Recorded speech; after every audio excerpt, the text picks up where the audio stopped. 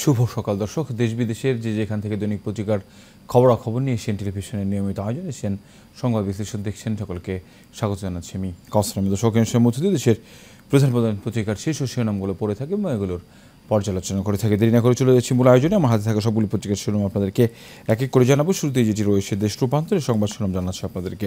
দর্শক, আমরা দেখছিলাম শুরুতে একটি ছবি দেখা যাচ্ছে, সেখানে আইডিয়াল কলেজের যেই ব্যানার রয়েছে, সাইনবোর্ড, সেটি কিন্তু খুলে নিয়ে যাচ্ছে ঢাকা কলেজের ছাত্ররা।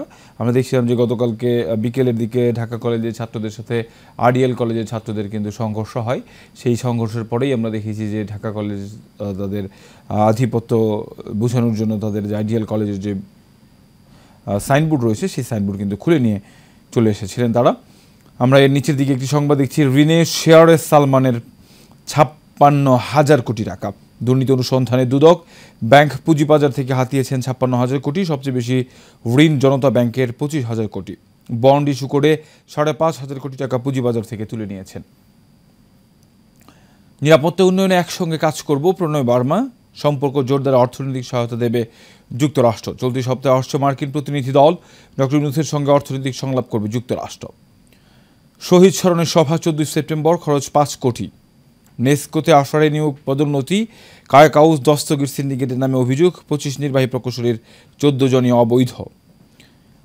আরও 34 নতুন ডিসি সচিবালয়ে বঞ্চিতদের হট্টগোল। দর্শক, আমরা দেখছিলাম যে প্রায় 59টি জেলায় নতুন করে ডিসি নিয়োগ দেওয়া হয়েছে। সেসব ডিসি নিয়োগ নিয়ে কিন্তু বেশ হট্টগোল হয়েছে, আমরা শুনতে পেরেছি। এবং একটি বিষয় সেটি হচ্ছে যে যেখানে বলা হয়েছে যে যারা আওয়ামী লীগ সরকারের সময় সুবিধা নিয়েছিলেন তাদেরকেই বিভিন্নভাবে বিভিন্ন মাধ্যমে কিন্তু এবার এই যে ডিসি দেওয়া হয়েছে তাদেরকেই দেওয়া হয়েছে। এবং একই সাথে আমরা দেখছিলাম যে বিএনপির পক্ষ থেকেও বলা হয়েছে যারা ছাত্রলীগ করতেন তাদেরকেই আসলে এই ধরনের পদবিতে বসানো হয়েছে।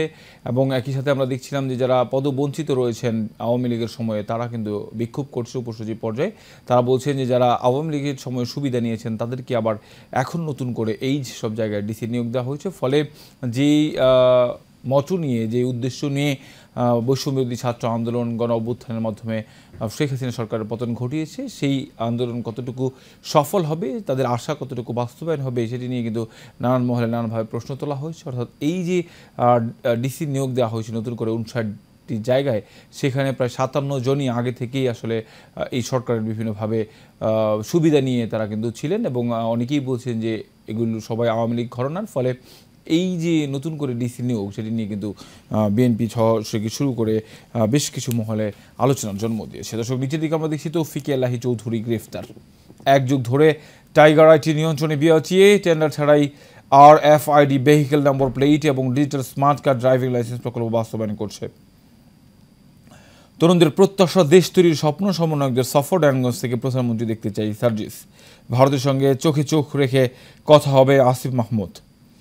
পোশাক শিল্পে অসন্তোষ, গাজীপুরে ফের বিক্ষোভ, ভাঙচুর, 25 কারখানায় চুরি। দর্শক, আমরা দেখছিলাম যে এই যে আশুলিয়া, সাভার এবং গাজীপুরের যেসব পোশাক কারখানাগুলো রয়েছে সেখানে যেই বিক্ষোভ অসন্তোষ রয়েছিল, সেই অসন্তোষের জায়গা থেকে যে বিক্ষোভ চলছিল সেই বিক্ষোভ কিন্তু এখনও পর্যন্ত চলমান রয়েছে। আমরা দেখছিলাম যে বেশ কিছু উদ্যোগ কিন্তু নেওয়া হয়েছিল সরকারের পক্ষ থেকে, অর্থাৎ যৌথ বাহিনীর অভিযান চালানো হয়েছে এবং তাদের সব গার্মেন্টস প্রতিষ্ঠান খুলে দেওয়ার জন্য বলা হয়েছিল।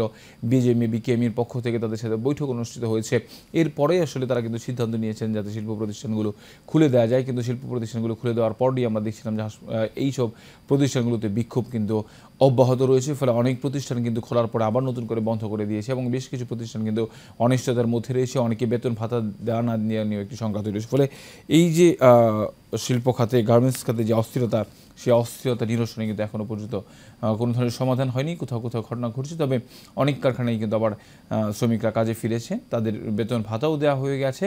তো যারা আসলে এইসব কর্মকাণ্ডের সাথে জড়িত রয়েছেন নিশ্চয়ই আসলে তাদেরকে খুঁজে বের করে আসলে তাদের যে দাবি দেওয়া রয়েছে সেই দাবি দেওয়া কতটুকু যৌক্তিক, সেসব যৌক্তিক দাবি দেওয়া প্রয়োজনীয় হলে সেগুলো পূরণ করে যাতে এই অস্থিরতা সমাধান করা যায়। দেশের যেই চলমান গতি রয়েছে, এমনিতে আমরা দেখছিলাম যে অর্থনীতিকে এক ধরনের মন্দাভাব রয়েছে, কিন্তু বাংলাদেশে এই মুহূর্তে নতুন করে আবার যদি এই খাতের মধ্যে অস্থিরতা দেখা যায় তাহলে কিন্তু সেটি আরও বেশি বেগবান হবে। দর্শক, এই মুহূর্তে আমার হাতে রয়েছে বাংলাদেশ প্রতিদিন। পাচার অর্থ ফেরতের চ্যালেঞ্জ, প্রক্রিয়া শুরু, গঠিত হচ্ছে বিশেষ টাস্কফোর্স, সঠিক পরিসংখ্যান তৈরি করছে শ্বেতপত্র প্রণয়ন কমিটি। আর্থিক খাত সংস্কারের ফলে কঠোর শাস্তির আওতায় আসবেন পাচারকারীরা বিগত সময় অন্তত 17 লাখ কোটি টাকা পাচার, বেশি পাচার আমদানি রপ্তানির আড়ালে। পুনরুদ্ধারের সহযোগিতায় আগ্রহ ইউএনওডিসির। তদন্তে 33 গার্মেন্টের 821 কোটি টাকা পাচার। আসছেন ডোনাল্ড লু, যুক্তরাষ্ট্রের সঙ্গে হবে অর্থনৈতিক সংলাপ। নেদারল্যান্ডস রাষ্ট্রদূতকে প্রধান উপদেষ্টা সংস্কারের সহযোগিতা চাই। সাবেক জ্বালানি উপদেষ্টা তৌফিক এলাহি চৌধুরী গ্রেপ্তার। চাঁদাবাজি বন্ধে কমবে পণ্যের দাম, পরিবহন সেক্টরে ঘাটে ঘাটে অর্থ আদায় সিন্ডিকেটের দৌরাত্ম্য, কয়েক গুণ বাড়ে নিত্য প্রয়োজনীয় দ্রব্যমূল্য। বেদান্ত প্যাটেল, গণতান্ত্রিক ভবিষ্যৎ নির্ধারণে কাজ করছে ইউনূস সরকার। আমরা দেখছি সাবেক পুলিশের আইজিপি বেনজিরের ছবি দেওয়া আছে, তাদের অনেকের পরামর্শই চলছে বাহিনী, নিজেরাও গড়েছেন দুর্নীতির পাহাড়। ছাত্র জনতার আন্দোলনে লাশ ফেলার মাস্টার মাইন্ড, পুলিশে এখনও সক্রিয় বেনজিরের প্রেতাত্মা। জনদুর্ভোগ সংকটে শিল্প উৎপাদন, দেশজুড়ে লোডশেডিং, তাপমাত্রা বৃদ্ধি ও গ্যাসের সরবরাহ কমে যাওয়ায় এ অবস্থা যারা নিশ্চিত না করে একের পর এক বিদ্যুৎ কেন্দ্র নির্মাণ ও বিগত সরকার দুর্নীতির খেসারত। বড় প্রক্রিয়া যান্ত্রিক ত্রুটিতে বন্ধ, বিদ্যুৎ জ্বালানি উপদেষ্টা ব্যয়বহুল প্রজেক্টের রিটার্ন নগণ্য, তথ্য উপদেষ্টা সাইবার নিরাপত্তা আইন নিয়ে কাজ করছে। জানাবো ইত্তেফাকের সংবাদ শিরোনাম। ঢাকা বিশ্ববিদ্যালয়কে শতভাগ আবাসিক করার দাবিতে গতকাল টিএসসি রাজু ভাস্কর্যের সামনে শিক্ষার্থীদের মানববন্ধন। গাজীপুর সাভারে 51 পোশাক কারখানায় ছুটি, সাভার ও আশুলিয়ায় 30 কারখানা বন্ধ। সরকারকে নেদারল্যান্ডসের পূর্ণ সমর্থন, আজ থেকে 3 বিভাগে অতি ভারী বর্ষণের সংখ্যা, পার্বত্য জেলায় হতে পারে ভূমিধস। সচিবালয়ে সারাদিন পদবঞ্চিতদের বিক্ষোভ, বিতর্কিতরা ডিসি পদে, পদায়নকৃত ডিসিদের ঢাকায় অবস্থানের নির্দেশ। প্রথম টিভি বিতর্কে আজ মুখোমুখি কমলা ট্রাম্প। সাঘাটায় যৌথ বাহিনীর অভিযানে আটক 5, 2 জনের মৃত্যু। রয়েছে যুগান্তর। সাবেক রেলমন্ত্রী মুজিবুল হকের সম্পদের পাহাড়, রেলের খালাসি পদে 8 শতাধিক নিয়োগে হাতিয়েছেন কোটি কোটি টাকা। সব উন্নয়ন কাজ থেকে নিতেন 6 থেকে 10% কমিশন। শুধু বিরোধী দল নয়, হয়রানিতে এলাকা ছাড়াও নিজ দলের নেতাকর্মীও। অধিগ্রহণ 35,000 একর জমির পসরা, পাউবর জমি খেয়ে রেজাউল করিম। যুগান্তরকে পররাষ্ট্র উপদেষ্টা মোহাম্মদ তৌহিদ হোসেন, বৈদেশিক সম্পর্কে ভারসাম্য আনাই বড় চ্যালেঞ্জ। যুগ্ম সচিবকে 2 ঘন্টা বাথরুমে আটকে রাখেন বিক্ষুব্ধ কর্মকর্তারা। সাবেক প্রধানমন্ত্রী জ্বালানি উপদেষ্টা তৌফিক এলাহি গ্রেফতার। ট্রাইব্যুনালে মামলা রুজুর পর মঙ্গলবার সাংবাদিকদের সঙ্গে কথা বলছেন ফাইয়াজের মা। হাসিনা সহ 54 জনের বিরুদ্ধে আরেকটি গণহত্যার অভিযোগ। সমন্বয়কদের সফর, প্রয়োজনে আবার পথে নামবো, অভ্যুত্থান ঘটাবো। ডিসি নিয়োগে বৈষম্য। তিতাসের সাবেক এমডি হাওড়ার দুর্নীতি অনুসন্ধানে দুদকের চিঠি। নসরুল হামিদ বিপুর চাপে আলোর মুখ দেখেনি তদন্ত কমিটির রিপোর্ট। দর্শক, আমরা দেখেছি আসলে বাংলাদেশের প্রেক্ষাপটে আসলে কোনো ঘটনার পর তদন্ত কমিটি ঠিকই আসলে গঠিত হয়, সেখানে যে সব ধরনের কর্মকাণ্ড ঠিকই চলে, কিন্তু সেই তদন্ত প্রতিবেদন জমা দেওয়া হয় না। প্রতিবেদন জমা দেওয়া হলেও আসলে যেসব সুপারিশ করা হয় সেসব সুপারিশের প্রেক্ষিতে সেগুলো বাস্তবায়ন করতে খুব অনীহা দেখি, ফলে একই ঘটনা বারবারের কিন্তু পুনরাবৃত্তি ঘটে। সে সঙ্গে থেকে সংবাদ আমরা দেখছিলাম। রয়েছে কালের কণ্ঠ। বেনজির এখন অস্ট্রেলিয়ায়, বেনজিরের দোসর মোজাম্মেলের দুর্নীতি তদন্তে দুদকে আবেদন। সাবেক আইজিপি বেনজির আহমেদ একটি রেস্তোরাঁয় বক্তব্য দিচ্ছেন, এটি অস্ট্রেলিয়ার বলে বিভিন্ন সূত্রে জানা গেছে। বিভিন্ন জায়গায় রয়েছে সাবেক পুলিশ প্রধান বেনজিরের ধন সম্পদ। গুলশানের সেই 4 ফ্ল্যাট তালাবদ্ধ। দুদক বের করেছে 43 কোটি টাকার অবৈধ সম্পদ। সাভানা পার্ক সহ সব সম্পত্তি তদারকিতে কমিটি। লোডশেডিং বাড়ছে অতিষ্ঠ জনজীবন, জ্বালানি সংকটে কমছে উৎপাদন। গ্রামাঞ্চলে 12 থেকে 16 ঘন্টা পর্যন্ত লোডশেডিং হচ্ছে। চাহিদা সরবরাহে ঘাটতি, 3000 মেগাওয়াট বকেয়া পরিশোধে প্রধান উপদেষ্টাকে আদানি গ্রুপের চিঠি। সরকারকে বেকায়দায় ফেলতে মরিয়া বেনজিরের অনুসারীরা। ঢালাও মামলা নিরাপরাধ ব্যক্তি ও ব্যবসায়ীদের জড়ানোর উদ্বেগ। এরপর ভারতীয় ঋণের গুরুত্বপূর্ণ প্রকল্প চলবে, উপদেষ্টা সম্পর্কে এগিয়ে নেবে ভারত। সরকার 1 মাসের মূল্যায়নে বিএনপির প্রশাসনিক অসন্তোষ, সংস্কারের গতিতে প্রশ্ন। ডক্টর ইউনূসের সঙ্গে যুক্তরাষ্ট্রের সংলাপ আগামী সপ্তাহে। তুচ্ছ ঘটনায় 2 কলেজের শিক্ষার্থীদের সংঘর্ষ। আজ ঢাকা কলেজ সকাল থেকে শুরু হয়, বিকেল পর্যন্ত দফায় দফায় সংঘর্ষ। 2 কলেজের শত শত শিক্ষার্থী রাস্তায় নেমে আসায় প্রায় 1.5 ঘন্টা যান চলাচল বন্ধ ছিল। গ্রাহকদের 45 কোটি টাকার ভ্যাট জমা দেয়নি টেলিটক। পাচার হওয়া অর্থ ফেরাতে হটলাইনে সরকার। 1.5 দশকে 17 লাখ কোটি টাকা পাচার, প্রায় 80% হয়েছে বাণিজ্যের আড়ালে। এফবিআই প্রতিনিধি দলের সঙ্গে দুদকের বৈঠক, টাস্কফোর্স গঠনের ঘোষণা। ছাত্র জনতার হাতে ভবিষ্যৎ বাংলাদেশ দেখতে চায় নারায়ণগঞ্জ সার্জিস আলম। ঠিক হয়নি এলএনজি টার্মিনালও, বড় প্রক্রিয়া বন্ধ হয়ে যাওয়ায় বিদ্যুৎ ঘাটতি বাড়ছে। সীমান্ত হত্যা বন্ধে ব্যবস্থা গ্রহণের নির্দেশ দেওয়া হয়েছে স্বরাষ্ট্র উপদেষ্টা। ডক্টর ইউনূসের সঙ্গে যুক্তরাষ্ট্রে আলোচনা এ সপ্তাহেই। গুরুত্ব পাবে আর্থিক খাত সংস্কার। এরপর শান্ত হয়ে আসছে পোশাক খাত। ইয়াবা সম্রাট বদি ধরা পড়লেও তার অস্ত্র জমা দেয়নি কেউ।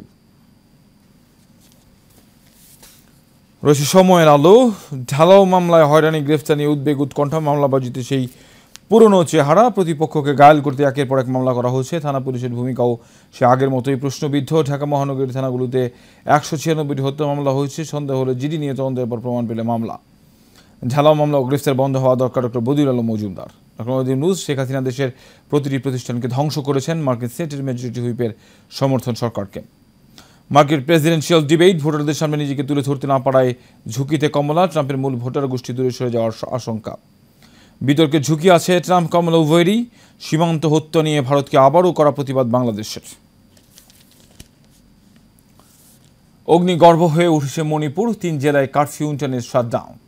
লক্ষাধিক কোটি টাকা পাচারে সালমের দোসরা এখনও সক্রিয়। চাঁদা না পেয়ে 300 বস্তা চাল লুট করলেন বিএনপি নেতা, থানায় অভিযোগ।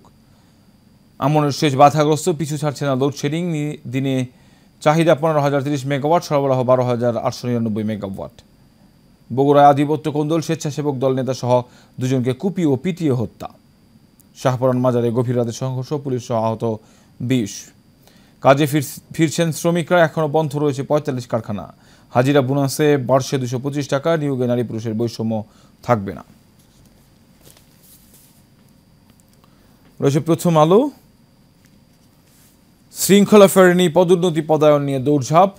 9-10 সেপ্টেম্বর 59 জেলায় নতুন ডিসি নিয়োগ। ডিসি নিয়োগের প্রজ্ঞাপন বাতিল চেয়ে গতকাল জনপ্রশাসন মন্ত্রণালয়ে বিক্ষোভ। জ্বালানি ডলারের সংকট কাটেনি, আরও বেড়েছে লোডশেডিং। দিনে 120 থেকে 130 কোটি ঘনফুট গ্যাস সরবরাহ পেয়েছে বিদ্যুৎ খাত। এখন সরবরাহ 80 থেকে 85 কোটি ঘনফুট। আশুলিয়া অস্থিরতা চলছে, গাজীপুরে আবার বিক্ষোভ। প্রাথমিক ও মাধ্যমিক শিক্ষা আবার বদলাচ্ছে পাঠ্য বই। বার্ষিক পরীক্ষা 3 ঘন্টা।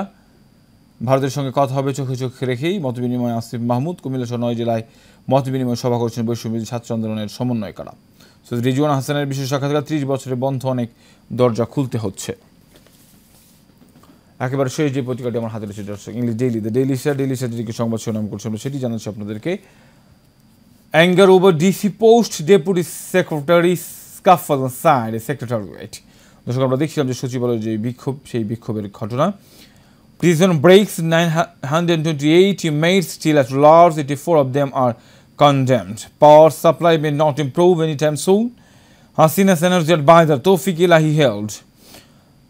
Underpaid jail guard susceptible to bribery. IG prison still star. দর্শকের মধ্য দিয়ে আমার হাতে থাকা সবগুলো পত্রিকার শিরোনাম আপনাদেরকে জানালাম। আজকের মধ্যে যে উল্লেখযোগ্য সংবাদগুলো ছিল তার মধ্যে আমরা দেখেছি যে জ্বালানি খাতের যেই সংবাদ, সেখানে জ্বালানি খাত নিয়েও বেশ কিছু সংবাদ আমরা দেখেছি এবং একই সাথে আরও বেশ কিছু সংবাদ কিন্তু দর্শক আজকে উল্লেখযোগ্য ছিল। তার মধ্যে যেটি ছিল যে গতকালকে সচিবালয়ে যে বিক্ষোভ হয়েছে, আমরা দেখছিলাম যে দাবি দেওয়া নিয়ে মানুষের যেই দাবি দেওয়া নিয়ে যে মানুষের মধ্যে এক ধরনের ক্ষোভ তৈরি হয়েছিল। সব মানুষ কিন্তু আন্দোলন করছিল, ফলে সেখান থেকে কিন্তু তারা জানিয়েছিল যে সচিবালয়ের আশপাশে এবং প্রধান উপদেষ্টার বাসার আশপাশে কোনো ধরনের দাবি দেওয়া নিয়ে কিন্তু বিক্ষোভ করা যাবে না। কিন্তু আমরা দেখলাম যে আসলে সচিবালয়ের ভিতরেই কিন্তু গতকালকে বিক্ষোভ হয়েছে। এর কারণ সেটি হচ্ছে যে আমরা দেখছি যে নতুন করে যখন অন্তর্বর্তীকালীন সরকার গঠিত হয়েছে তখন কিন্তু বিভিন্ন জায়গায় আমরা দেখছিলাম যে যারা দায়িত্বে রয়েছেন তাদেরকে সরিয়ে নতুন করে যারা রাজনৈতিক এতদিন যাবৎ সুবিধা নিয়েছিলেন তাদেরকে সরিয়ে দিয়ে সেখানে নতুন মানুষকে দায়িত্ব দেওয়া হয়েছে। সম্প্রতি যেটি আসলে আমরা দেখছি যে 59টি জেলায় ডিসি নিয়োগ দেওয়া হয়েছে, সেই ডিসি নিয়োগ নিয়ে কিন্তু বিক্ষোভ করেছেন পদবঞ্চিতরা। তারা বলছেন যে আসলে আওয়ামী লীগ সরকারের সময়ও তারা পদবঞ্চিত ছিলেন। এখন যদি নতুন করে তাদের এই প্রজ্ঞাপন যেটি জারি করা হয়েছে যে যাদেরকে নিয়োগ দেওয়া হয়েছে সেটি যদি বাতিল করা না যায়, তাহলে যারা এতদিন পদোন্নতি পেয়েছেন, যারা সুবিধা নিয়েছেন, সেই সুবিধাবাদীরাই কিন্তু আবার সেই একই পোস্টে যাবে। আমরা দেখছিলাম বিএনপির রুহুল কবির রিজভী, তিনিও কিন্তু বলেছেন যারা ছাত্রলীগের নেতাকর্মী রয়েছে তাদেরকে এখানে দেওয়া হয়েছে। অর্থাৎ 59 জেলার মধ্যে তারা বলছেন যে 57 জনই কিন্তু বিভিন্নভাবে আওয়ামী লীগ ছাত্রলীগের সাথে জড়িত এবং তাদের সময়ও কিন্তু বিভিন্ন ধরনের সুবিধা নিয়ে তারা কিন্তু এই কাজগুলো করছেন। দর্শক, এই একটি সংবাদ আমরা দেখলাম যে সবগুলো পত্রিকায় স্থান পেয়েছিল। আরেকটি সংবাদ আমরা সেখানে দেখেছি যে দুর্নীতির যেই খবর, সেই দুর্নীতির খবরের মধ্যে যেটি প্রাধান্য পেয়েছে আজকে সেটি হচ্ছে যে সালমান এফ রহমানের ব্যাংক খাত থেকে 56,000 কোটি টাকার যে ঋণের ঘটনা, এর মধ্যে শুধুমাত্র জনতা ব্যাংক থেকে 25,000 কোটি টাকা তিনি ঋণ নিয়েছেন। এই যে আসলে ব্যাংক খাতগুলো ধ্বংসের যে কারণ, আমরা এখন দেখছি যে বেশ কয়েকটি ব্যাংকে কিন্তু শক্তিশালী ব্যাংকের সাথে একীভূত করা হয়েছে এবং অনেক ব্যাংক, 10টি ব্যাংকের কথা বলা হয়েছে যে যারা কিন্তু দেউলিয়ার পথে। যদিও বলা হয়েছে ব্যাংকগুলো দেউলিয়া হবে না, কিন্তু তারপরেও ব্যাংকগুলো কিন্তু একেবারে ভঙ্গুর অবস্থার মধ্যে রয়েছে। তো আমরা আশা করব নতুন যেই সরকারগুলো রয়েছে, এই সরকারগুলো সব জায়গার সাথে সমন্বয় করে একেবারে সুন্দর একটি সুষ্ঠু বাংলাদেশ সবাইকে উপহার দেবে। এই প্রত্যাশা রেখে শেষ করছি দৈনিক পত্রিকার খবরাখবর নিয়ে এশিয়ান টেলিভিশনের নিয়মিত আয়োজন এশিয়ান সংবাদ বিশ্লেষণ অনুষ্ঠান। আগামীকালকে দেখা হবে একই জায়গায় একই অনুষ্ঠানে। তখন পর্যন্ত ভালো থাকবেন, সুস্থ থাকবেন। ধন্যবাদ সবাইকে।